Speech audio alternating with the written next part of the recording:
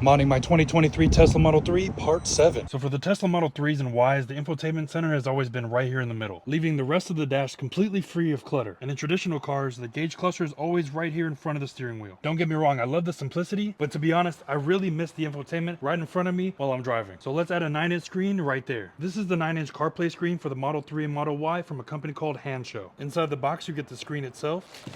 And this looks like something that would come stock in a Tesla. It comes with wiring harnesses for Intel and AMD processors, a back plate with screws, an air baffle that helps redirect airflow, and a pry tool. So first things first, we have to remove the side panel on each side of the dash.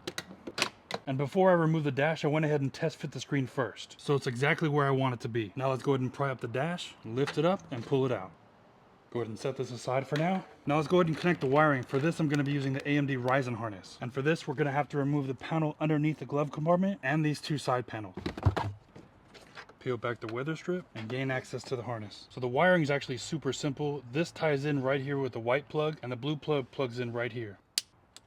And don't worry about this unused white one. This is for future mods if you want to connect them. Go ahead and put everything back together.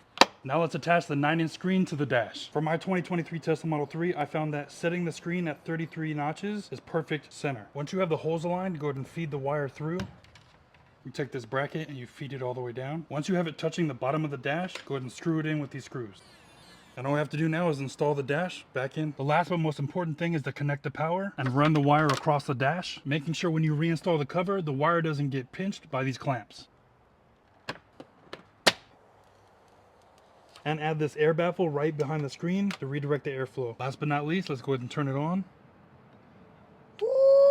So it has regular infotainment, and you just use the scroll wheel and it goes right to Apple CarPlay. You could change the themes, you could do split screen. This thing is so cool. I'm a big Waze user, so having this brings me so much joy. And it just looks so good. Adding this 9-inch screen is easily one of the best mods I've done to this car. But what should I do next? I'm thinking we chop this off and add a yoke. What do you think? And remember, if you want to grab any of these mods for yourself, head over to Hansshow, use this code, and follow for more.